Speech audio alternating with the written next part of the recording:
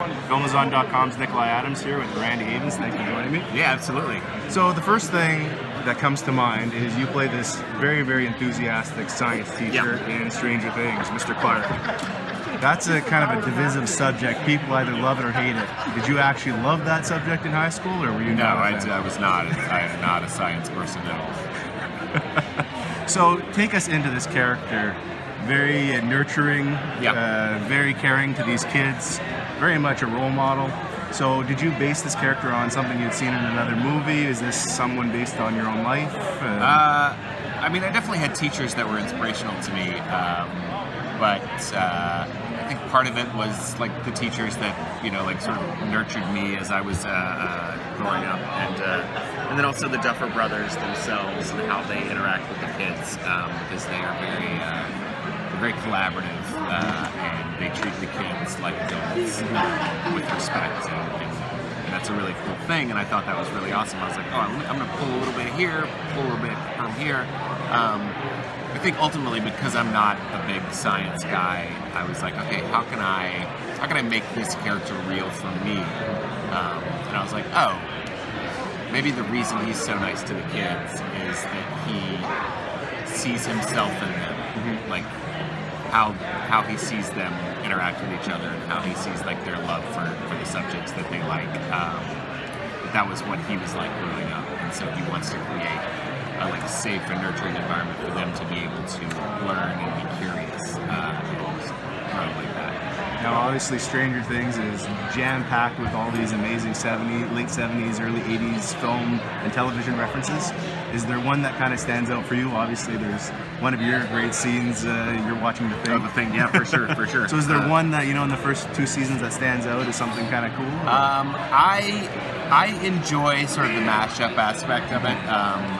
I told the Duffers once I'd read the first 6 scripts from season 1, I was like, this is like everything that I loved as a kid, like all the movies and books and stuff that I read. I was like, it's like you took everything that I loved and you like just shoved them all together.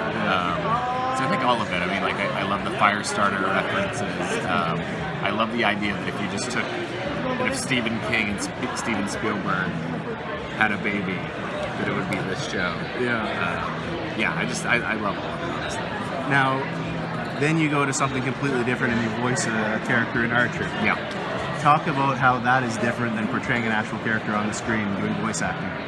Voice acting is totally different because you literally, you know, like once you come up with the character, that's kind of it, because it's not really acting like the way that I do acting. It's more riffing, right?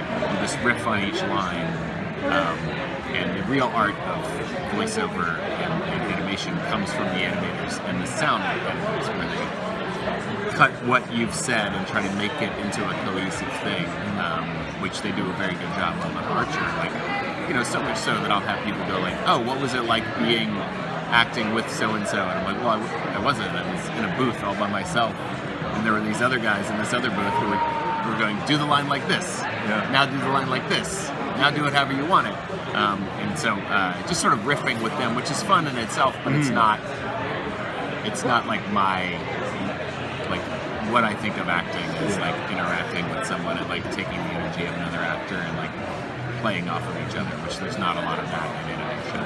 Now, new Godzilla film, you're in it. I am. Can you give us any little tidbit? Nothing at all? No. Now, what does that excite you, coming to a franchise that is 60 years old, of monster movies, Japanese, American? Yeah, absolutely. And Michael Dougherty, the director, has been a Godzilla fan his entire life, and it was his lifelong dream to make a Godzilla movie. And so being a part of that and helping a creator bring his vision to life is very exciting. Excellent. I look forward to seeing it. So now my favorite question. What's one of your favorite films and why? Oh, what's one of my favorite films and why? Let's see. That's a good one. Off the top of my head, Requiem for a Dream. Darren Aronofsky. I love Aronofsky. I love that film because it's so depressing, but I remember like watching it for the first time, like, going like, wow, this is a really super depressing movie, but I felt like inspired at the end of it because I was like, that's art. I just watched art. Yeah. Like everything about that film, from beginning to end, is just like pure art. That really excites me. And the way he puts together his movies is so fascinating. Yeah. I watch Black Swan, and but the last 15 minutes, it's like an adrenaline pump. I'm so pumped up after that film's over because it's just such a wild roller coaster. Absolutely. Anyway, I truly appreciate it. Yeah, Thank you so nice much. to meet you. Thanks.